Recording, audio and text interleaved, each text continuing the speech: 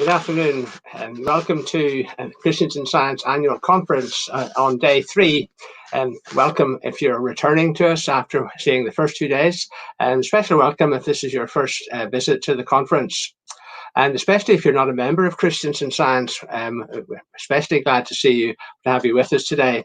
But we hope everybody will enjoy the conference and find it worthwhile. Now, we at Christians in Science are essentially a network of mostly professional scientists, but engineers, theologians, and philosophers, and even school science teachers. Anyone, in fact, who's interested in the interaction of science and faith. You can find more about us on our website. And this year we're having our conference online because obviously of the pandemic restrictions. And our theme is focused on our response to the situation and its causes. After each of the talks this week, we're having a short question and answer session with the speaker. So as the talks go on, please send in your questions, and you can do so by writing them in the comments box at the bottom right corner of the screen on the YouTube channel or on Facebook, whichever platform you're using. So we will feed those questions to our speaker at the end of the talk. And we're also having a panel discussion on Friday with all of our speakers. And so if we don't get to your question today, we may be able to include it with the panel discussion on Friday. If other questions occur to you between now and then, please do send them in using the same format and the same channels, and let us have them by close of play on Thursday, the 13th of August, and we'll aim to get them into the panel discussion. Now, if you've been with us for the past 2 days, forgive me if I repeat myself, but we do like just to point out that we would be very grateful for any donations you feel able to give to help us cover the cost of the conference and the ongoing costs of Christians in Science. And you can do so using text, using the numbers on the screen below. And you can find them also on our website. And there are other ways of giving, and details of that you can find on our website as well. So we'd also be very grateful to hear your comments on the conference, and good or bad. It'll help us improve things for future events like this. So please send us your comments and observations on the conference, either having heard one day or even waiting to the end of the week. But please do send them in. We'll find them very useful. Now, today we are very pleased to welcome Dr. Simon Colsto for our third conference talk. Dr. Colsto was originally a biochemist, and he's now a senior lecturer in evidence-based healthcare at the University of Portsmouth, with a particular interest in research ethics, integrity, and governance. And he chairs the Research Ethics Committee for the National Health Service, the Ministry of Defence, and Public Health England. And he also sits on the Department of Health's Confidentiality Advisory Group. And apart from all that, he was also a member of the Christians in Science Committee between 2007 and 2012. But he's especially well qualified to talk to us today on the subject of the ethics of evidence in a pandemic. Dr. Colsto. So thank you to the organisers for inviting me to speak at this year's online Christians in Science conference. My name is Simon Colsto, and I'm a senior lecturer in evidence-based healthcare at the University of Portsmouth. I've been a member of Christians in Science for over 20 years and was on the committee between 2007 and 2012. At the time, I was a postdoctoral research fellow at UCL, working on drug development projects. Although my background was a PhD in biochemistry, through working on drug development projects, I've become increasingly interested in both research design and also the process of research itself. I now spend about half my time supporting researchers, designing and conducting clinical research, and the other half both chairing research ethics committees and conducting research into ethics and governance processes. Along the way, I've gained degrees in both philosophy and research ethics. So I'm now particularly interested in the interface between science and philosophy, which for me seems most interesting in the area of research ethics. I chair research ethics committees for the Ministry of Defence, National Health Service, and Public Health England.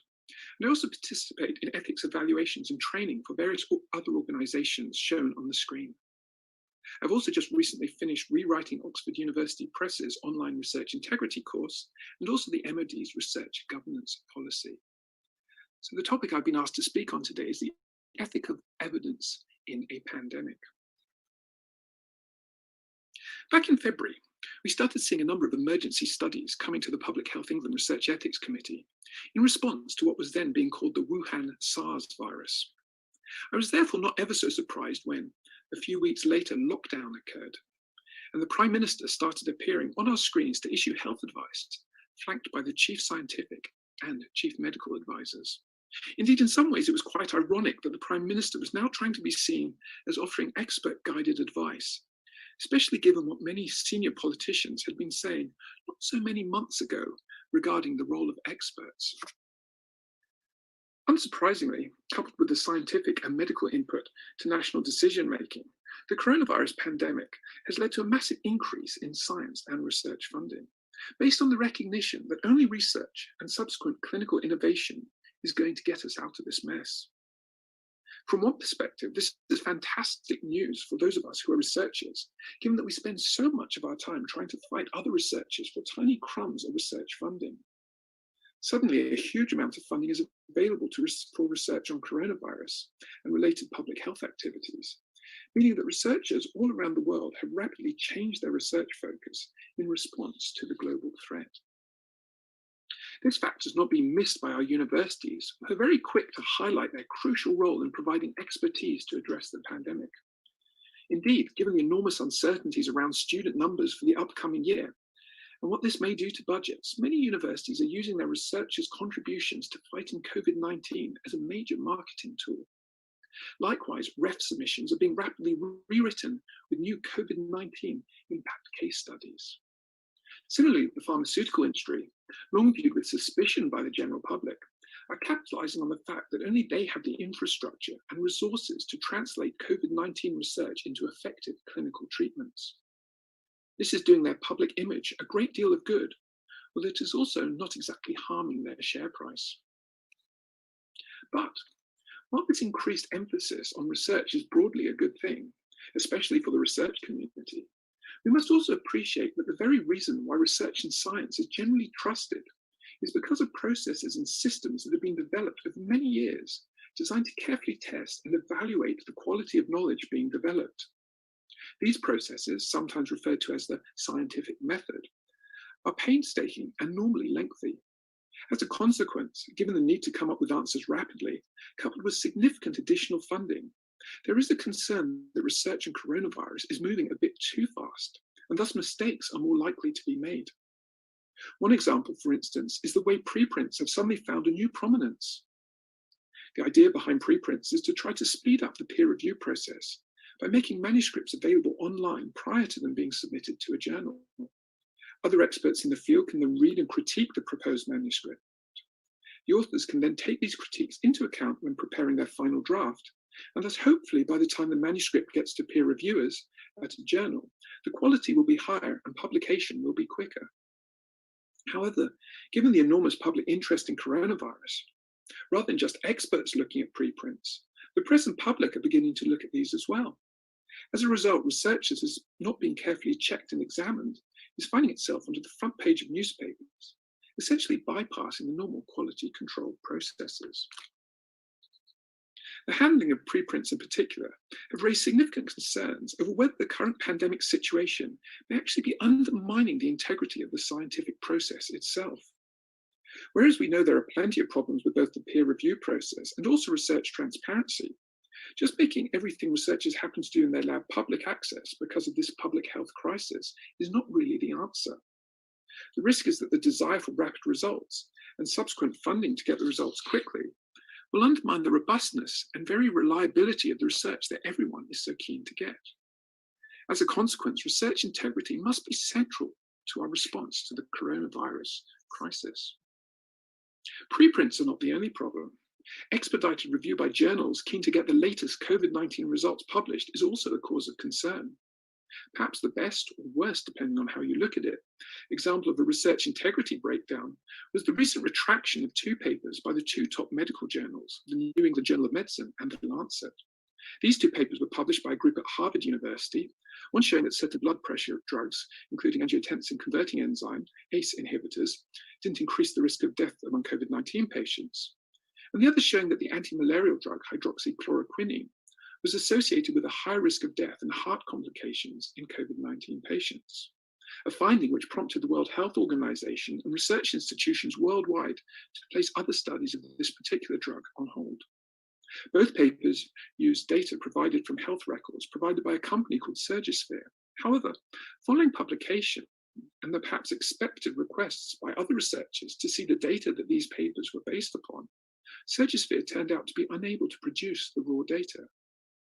When this problem came to light, the lead author on both papers did, I think, the honourable thing by requesting that the papers were retracted, not because the results were necessarily wrong, but rather because no one was being permitted to check the original data.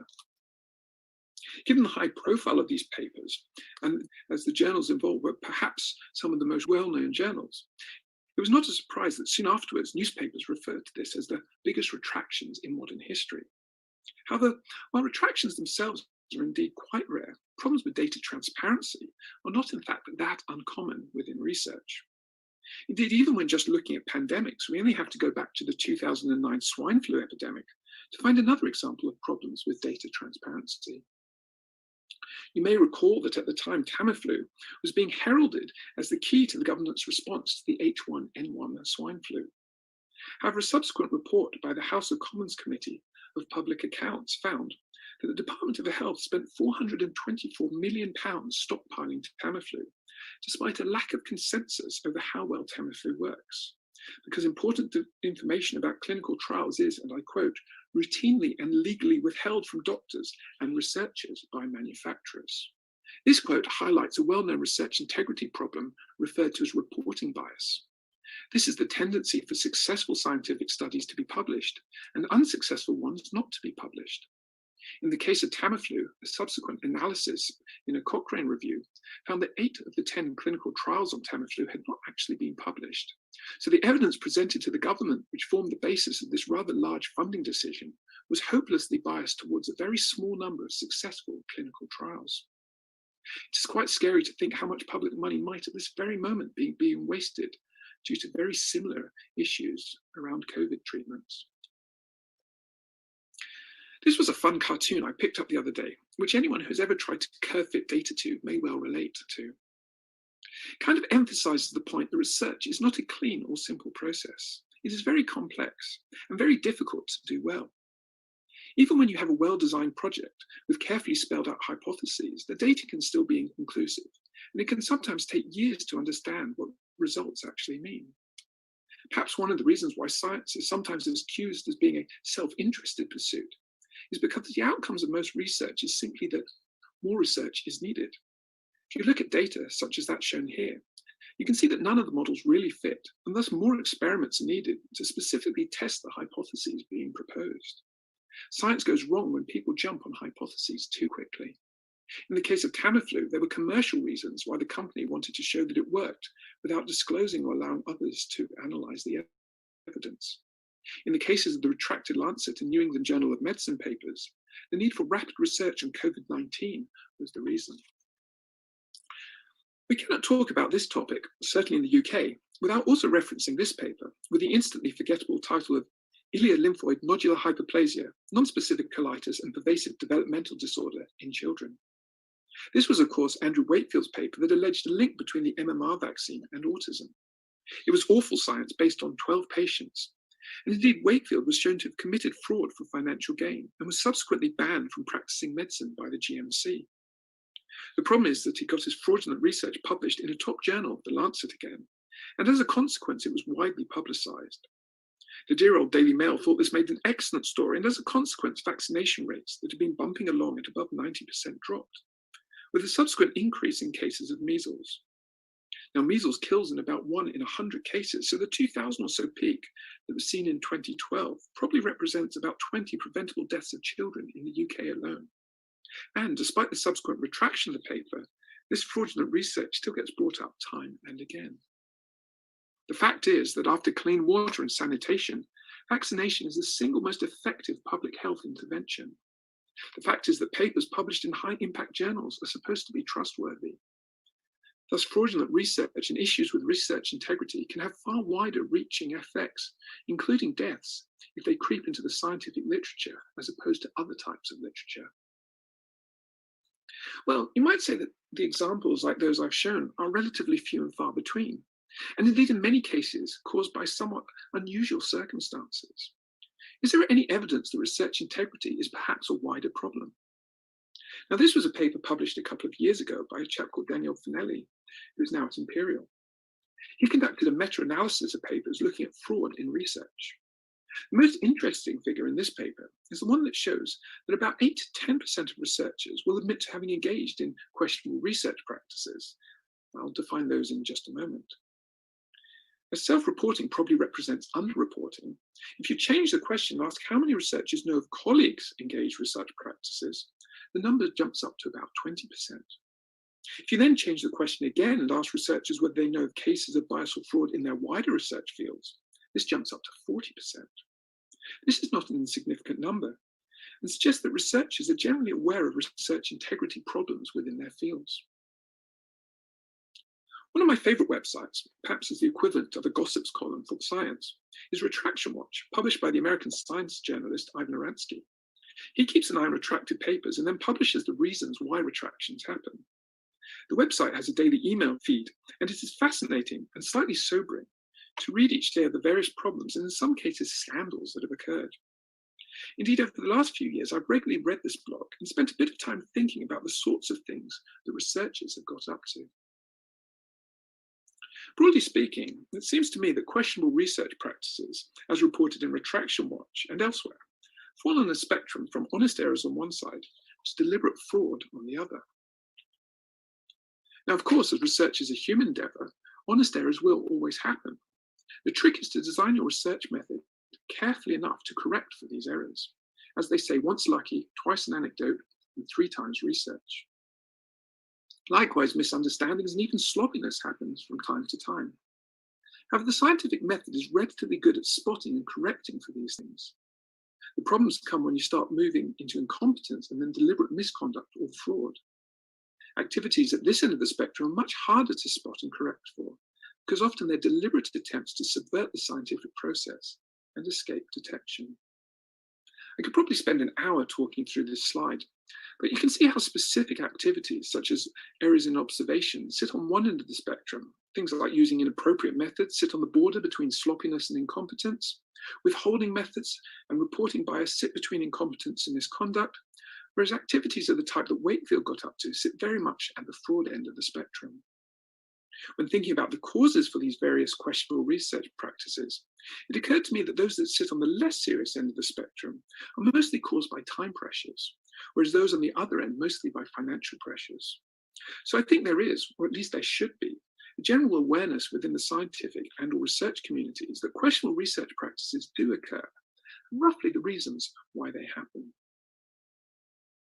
Perhaps in reflection of some of these issues, in 2009, Ian Chalmers and Paul Glasou, then both based at Oxford, published a paper where they claimed that 85% of research is wasted, usually because it asks the wrong questions, is badly designed, not published, or poorly reported. This estimate produced howls of protest, especially from researchers, universities, and funders who, of course, spend much of their time telling everyone how much good use they make of their research funding. But despite the criticisms, Ian and Paul published a number of additional papers where they showed time and again that this figure of 85% was in fact quite reasonable, certainly within health research. If the aim of research is to produce usable results, it does seem that only about 15% of research can be trusted to be used in future applications. A few years later, in 2014, the same 2 authors edited a series of papers in The Lancet looking at what they called research waste, identifying key issues that led to waste in various parts of the research process, ranging from how research priorities are set, how projects are designed, how they are regulated, which is my specific area of research, how results are analysed and published, and finally how evidence is synthesised and applied. Indeed, if you're upset or unbelieving of the 85% figure for research waste, I would strongly recommend having a read of the papers in this series, as they present a comprehensive and very sobering analysis of the research process, although they are specifically focused on medical research. But such observations have not gone unmissed by the larger research establishment. In 2014, the same year as the Lancet series, the Nuffield Council on Bioethics published a wide-ranging analysis of what they referred to as research culture, looking at the various research integrity issues and the pressures that led to researchers conducting questionable research practices. At a similar time, the Royal Society launched a program also looking at research culture, while most recently, following a 2018 report from the House of Commons Science and Technology Committee on Research Integrity, both the Wellcome Trust and UKRI, working with Vitae, have published extensive studies on research integrity and culture. Interestingly, the new director of the UKRI, Dame Ottilie Neisser, was the main author of the Nuffield Council report, and I sat with her on an advisory board for the UKRI report that was published just last month. So it will be interesting to see if there's any new announcements that come following her appointment. The contents of these reports are perhaps not too surprising for those of us who have been in the research environment for a number of years, as they highlight many of the issues that we speak about in coffee rooms, or often over a few too many drinks at conference dinners. Indeed, I believe they represent a watershed moment to a certain extent, because they make explicit a deep dissatisfaction amongst researchers, as perhaps shown by this sentiment analysis from the Wellcome study, that reported 55% of researchers' responses regarding research culture are negative, with only 33% positive. Indeed, the earlier Nuffield study reported that the publish or perish culture and intense competition meant that many researchers are unwilling to raise their heads above the parapet to raise concerns, out of fears for how this may affect future grant or job opportunities. As a result, there is a tendency to put on a brave face, suffer in silence, and overlook questionable research practices or behaviour, especially if they involve senior colleagues who may have power over more junior colleagues' careers. Now, in the context of this lecture, it's probably important to point out that all this work and coming to understand these concerns was well underway before we had ever heard of COVID-19. But it's perhaps notable that many of the observations and warnings that have been perhaps magnified, and in many cases shown to be quite accurate, by the pandemic and rapid research activities that we've seen over the last few months. So what are these reports suggesting we do towards a solution? Back in 2014, the Nuffield report surveyed researchers, asking what virtues they thought were necessary for reliable research. This idea of understanding research integrity in terms of virtues has been a thread through subsequent work. And I thought this slide, taken from the launch of the UKRI Vitae report a couple of weeks ago, emphasized them quite nicely. If we're trying to work out what makes good research, it's helpful for us to focus on issues such as honesty, rigorousness, transparency, openness, respect, stewardship, and indeed care of people, both participants in research and the researchers themselves. Of course, this isn't to say that a focus on virtues solves all problems, but they do add an important element into the mix that perhaps hasn't been emphasized as much previously.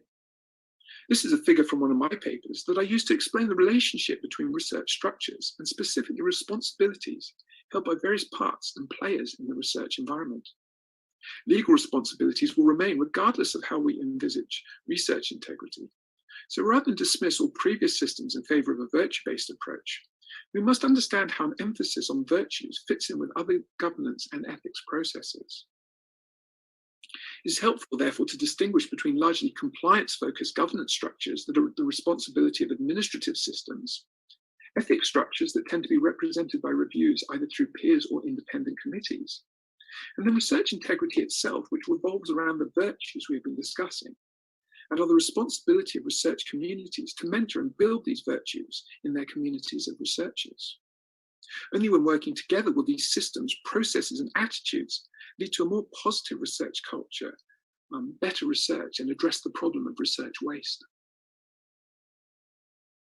As mentioned, there is an appreciation that research integrity, research culture, reproducibility, questionable research practices, whatever you like to call it, is an ongoing challenge for research and researchers. These problems lead to a great deal of research waste because there is also significant ongoing work trying to address these problems and improve the culture, reliability, and I suppose efficiency of research. The current COVID-19 situation has perhaps been helpful in holding a magnifying glass up to the research process and showing, perhaps a bit too publicly at times, some of the challenges that we know are there. While I'm convinced that the answer to COVID-19 is going to come from science, I'm also pretty certain that the route to the answer will be quite messy. Already we're seeing a significant public dialogue about the way that evidence and decision-making interact, and a certain amount of finger-pointing between scientists and politicians over who is to blame when things go wrong. But, and returning to this cartoon, all of us who are involved in research need to ensure that we remind people about the nature of research. The fact that it's not easy to design experiments, interpret results, or come to nice, clean, easy to apply conclusions. Research is a messy, iterative process that takes time. Throwing more and more money at research will not change this. I put 2 quotes here from an article I wrote for The Conversation back in May, trying to put this very point across. Research is difficult, mostly because it is complicated, and we need time to both think about results and determine next steps. We already know what happens as excessive pressure is put on research and researchers. So if society wants reliable, robust, and critically usable research on coronavirus, society also needs to understand that research and researchers must be given space to do what it does best. In closing this talk, given that this is part of the Christian in Science conference, is there a particular Christian perspective on these issues? For help in trying to examine this, I'm going to turn to the European Union and look at an important element of the funding calls they've been running since 2002. Originally, Framework 6, along with previous programs, referred to what they called science and society. This was the work stream trying to understand how science interacted with wider society. However, in Framework 7, they changed this to read science in society, appreciating that science and society were not 2 different things, but instead intimately linked. And it was perhaps more helpful to refer to science as not distinct from society, but rather as a part of society. Interestingly, in the current Horizon 2020 program, this element of the call has been updated to be called Science with and for Society. Perhaps another step forward, realizing that creating a dichotomy between the sphere of science and the sphere of society is not helpful and indeed just plain wrong. I think over the past 20 years or so, I've detected a similar move in the science-faith arena. I and many others have spent years fighting against the conflict model of science versus religion. And indeed, organizations like Christians in Science and BioLogos are keen to emphasize Christians in science, or science and faith, emphasizing perhaps the synchrony and helpfulness of considering the positive interaction between science, religion, and faith, and showing the important contributions that Christians have and continue to make within research. Following this trajectory, probably the most influential or certainly helpful idea that I've come across over recent years is Tom McLeish's attempt to take this one step further, introducing what he calls a theology of science. Much like the European Commission's change in terminology, I see a similar movement from science versus religion to science and religion, and now to a theology of science. I've therefore taken it as a personal challenge to try to work out what a theology of science might mean, especially in my own area, research ethics. In this talk, I started out by discussing some of the practical challenges confronting research and researchers, and how, after being understood, these challenges can be met by defining who within the research landscape is responsible and critically empowered to address the various challenges. From a research integrity perspective, virtues seem particularly important. And one current project I have in collaboration with members of the Ethos Centre in Oxford is looking at these research virtues, understanding their related vices, and how these things, like research waste or questionable research practices, how they impact. This seems to be a really promising way to understand and address problems within research culture. Of course, understanding ethics in terms of virtues is perhaps not new for Christians.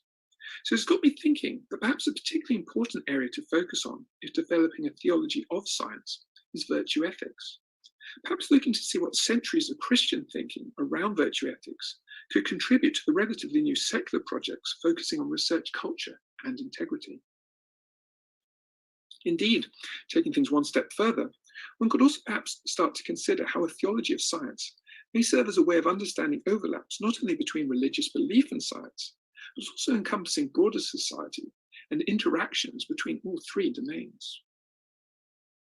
I'm not certain too much should or could be read into a picture like this, but I found it helpful for considering the way that some of these things could be interacting and indeed influencing each other.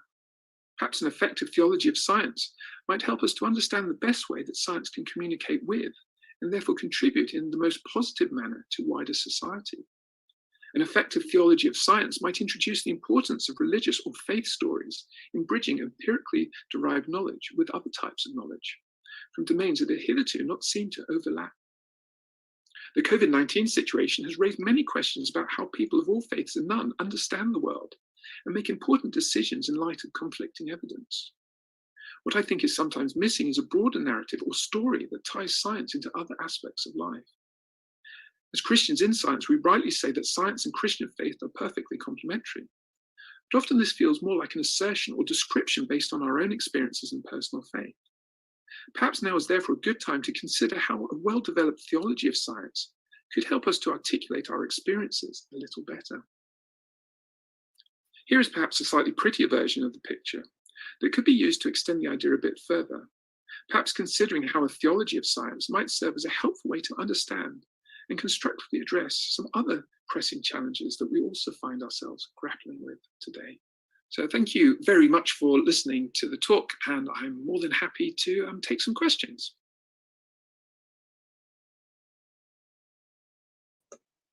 So, Simon, thank you very much indeed for a very wide-ranging talk. You covered a lot of ground there. Thank you very much. So we've got a variety of questions coming in, and I thought we'd just start off with perhaps a topical one, because we've just been hearing recently about the vaccine being developed in Russia.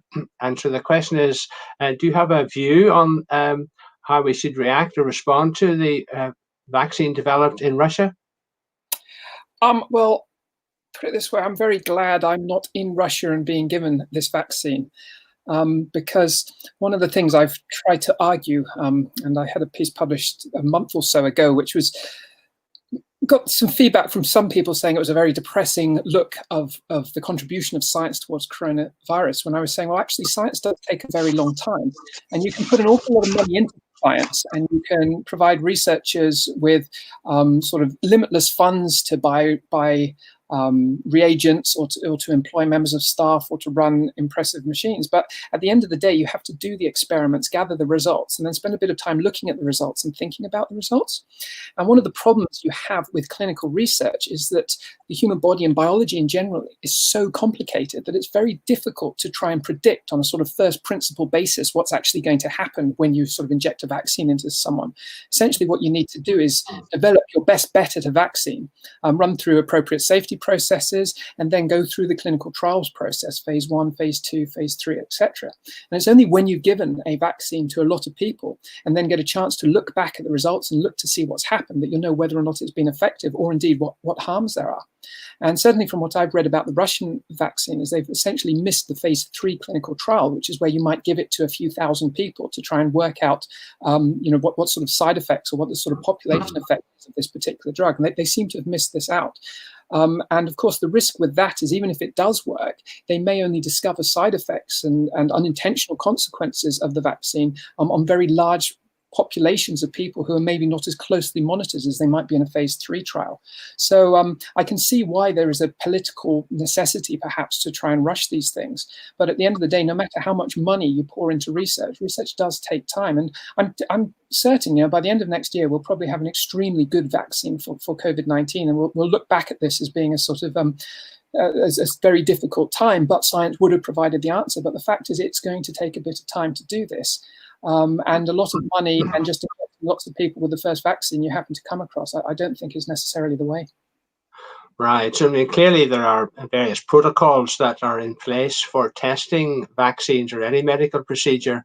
But is it possible, in fact, to define a standard statistical test that you could apply to a set of trials of a vaccine so that we would know that in comparing the effectiveness of different vaccines, which one was the better or safer one to use?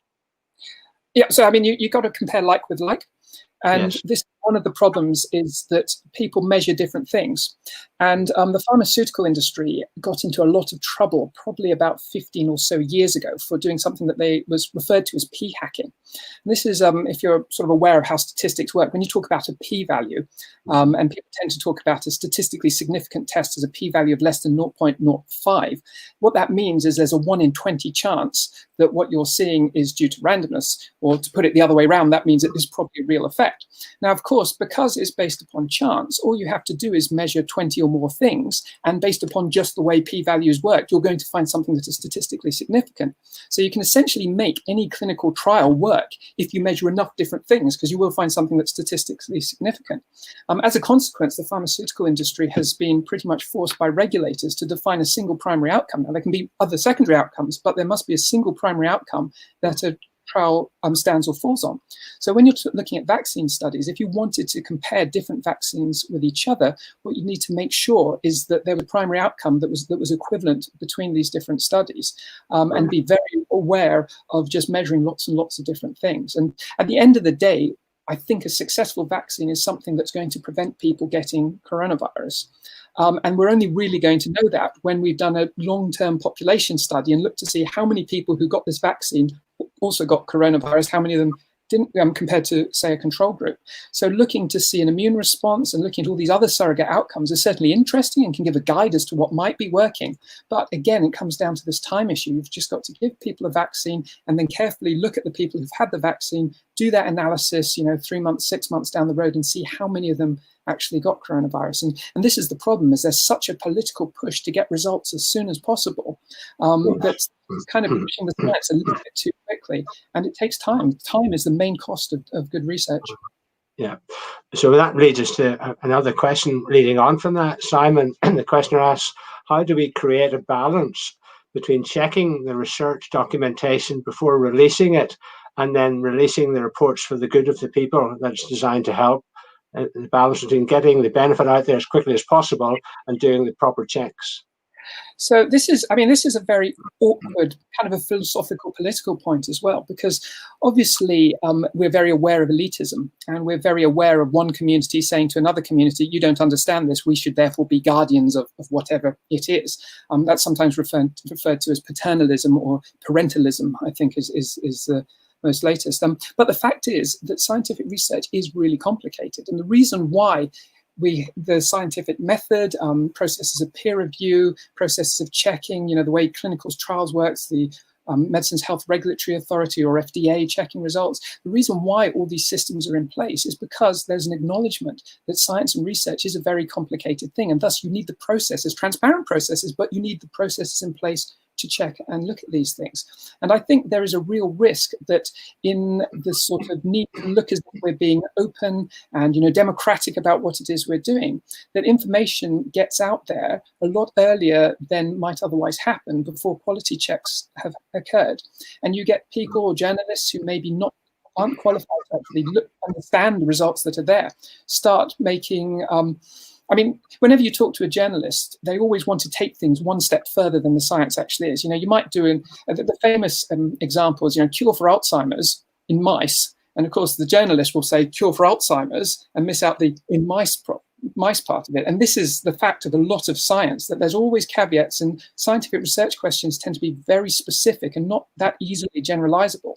And I think there is a real risk that if too much research becomes widely known prior to having actually been checked, there's all sorts of poor decision making. Tamiflu, that I gave the example in my lecture, is a very good example of that. There were 10 clinical trials conducted on Tamiflu. 8 of them hadn't been published, 2 had been published. Those were the 2 that were put before Parliament, and the decision was made to spend £434 million stockpiling Tamiflu. And of course, we heard it all over the radio. The government's looking after us. The government has the solution to swine flu because we're buying all this Tamiflu. And that was actually just based upon poor evidence and is a sort of textbook example of reporting bias.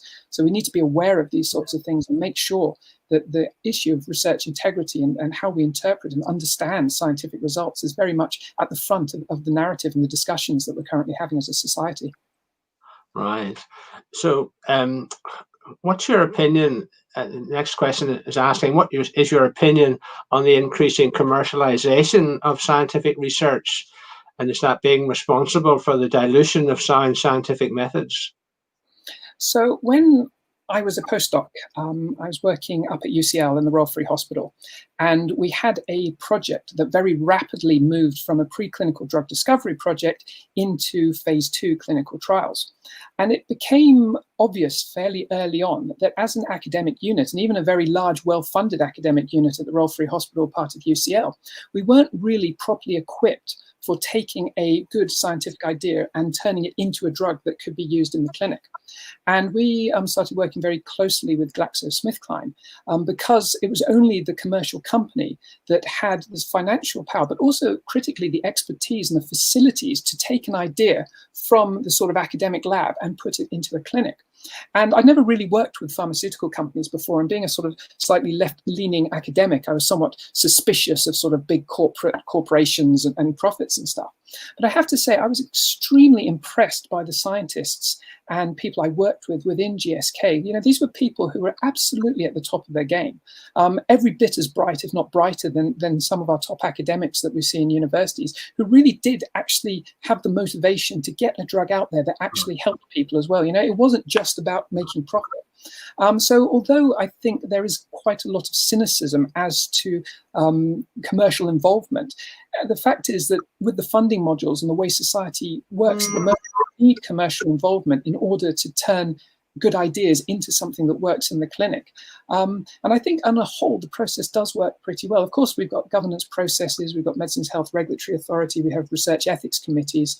So there are checks within the system, but I think generally commercialism is absolutely needed, or commercial companies are absolutely needed to get products out there. Now, of course, there's always a balance, and for every good example of a really good drug that has been developed and used, there's also many bad examples of quack science. The Surgisphere example that I gave regarding the data and the retracted papers is a good example of a company perhaps putting profits in front of bad science. I think one does have to be a little bit careful on these things, but on a whole, I think the involvement of companies and commercial parts is a good thing for the whole process. Right. So there's a question here about the practice of the vaccine testing. And the questioner is wondering if historically this has been mostly white men and not the wider population. And the question is wondering, has this changed, especially seeing the effects of COVID on the BME community? So, I mean, the Oxford vaccine trial, which there's a major part of it being run out of Southampton, which is the local hospital just down the road from me. And I know the investigators relatively well, because we see them coming to my ethics committees with other projects. And they were actually struggling a little bit in the UK, because by the time they got the trial up and running, our COVID rates were decreasing significantly. And obviously you need enough people exposed to the disease in order to find out whether or not the vaccine's actually working. So if other public health measures are being effective, and at the time the lockdown was being very effective at reducing community transmission, obviously that then makes it extremely difficult to test a vaccine. You need to massively increase the number of participants you have. So I believe there's branches of that study now being conducted in Brazil. I believe there's some being conducted in sub-Saharan Africa as well. And so most of the big vaccine trials that are being conducted, although there are arms of them happening within Europe, there is quite a lot of studies now happening elsewhere in the world, which has a more significant issue, certainly with community transmission. Now, of course, it's likely community transmission is going to increase again over here, and thus you'll get more power from the vaccine studies in this country. But I think part of really good design, especially of a phase 3 trial, is trying to ensure that you've got a really good spread of participants in your study. You're not inadvertently missing out one group or other group of people. I think it's increasingly acknowledged that an awful lot of drugs, vaccines work to different effects with different populations. So I think that aspect is increasingly being built into clinical studies. And I think it is promising seeing these things happening in other countries as well. Good. So there was a study, a report recently that in the United Kingdom, apparently only 50% of the population would be prepared to be vaccinated.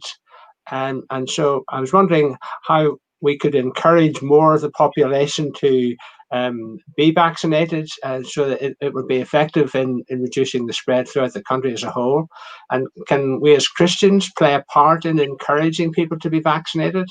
And can Christians in Science in particular make a contribution here?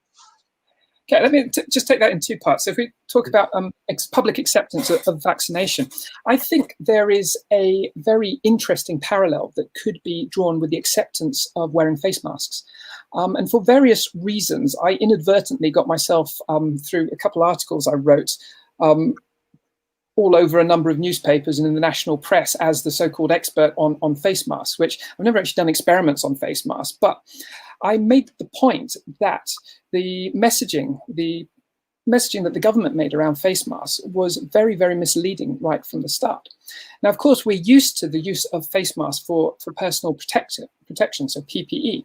And it was obvious right at the start of this pandemic that firstly, there weren't enough face masks to go around. And if the public started panic buying face masks in the same way that they started panic buying loo roll, obviously there wouldn't be enough available for those who really need it working in hospitals.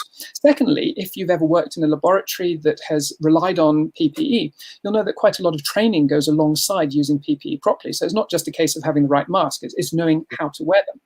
And so right from the very start of the pandemic, it was very clear that effective PPE was not something that would be available to the population. So then the message sort of came out that, well, if you can't have effective PPE, just make a face mask out of socks or anything you happen to find lying around the house, stick it over your face, and hey, you'll be okay. And of course, that's complete nonsense, because the difference between a face mask made out of a sock, you don't see a surgeon going into an operating theatre wearing a face mask that they made that morning from a tea towel. And so, of course, people were really suspicious about this and saying, well, of course I'm not going to do that. Of course, face masks aren't effective, because compare PPE with putting a sock over your face, it's not going to be effective. However, the problem is that the argument was never really about protecting the people wearing face masks. The argument was about preventing community transmission. So rather than protecting yourself breathing in the virus, instead, the idea of putting a face covering on is stopping you blowing, if you are infected or you're asymptomatic, stopping you blowing the virus over surfaces. Yes, of course, the virus can still get through because the face mask, the weave of it, and the virus is 0.08 micrometers. An average weave has holes of about 1 micrometer, 2 micrometers. Of course, the virus can still get through, but by wearing a face mask, you're diverting your breath onto your body, and you're stopping it traveling too far away from you. So actually, it's very effective in preventing community transmission. And this message around wearing a face mask, not to protect yourself, but to protect other people and to stop this transmission, was something that took many, many weeks to come through. And even now, there's still a little bit of a misunderstanding as to why we're wearing these face masks. And so I think around face masks, if the government had been really clear right at the very beginning, yes, you're not wearing it for PPE, but you are wearing it to prevent community transmission, I think the uptake would have been much higher. Right. Back to the question about vaccinations, I think if the messaging around vaccinations is extremely clear and people are being told very clearly the reason why we're having vaccinations, the safety data for vaccinations, the data that will show how this might prevent it, if that information is really clear right from the very beginning, I think there will be a much higher uptake. On the alternative, the messaging is unclear, if there's obvious political games, for instance, going on, of course people will be more suspicious about it, and thus the uptake will be a lot lower. So I think what's happened with the face mask is a really important lesson that those in Public Health England and those in government really, really need to heed when it comes to vaccinations. Because vaccinations, if we can get one that works well, that really is going to be a more permanent solution to the problem. But of course, you need that community uptake. So how it's then communicated to the community and how vaccinations is organized is extremely important. I think making compulsory vaccinations would be a massive mistake. So I think that would make people very suspicious almost straight away.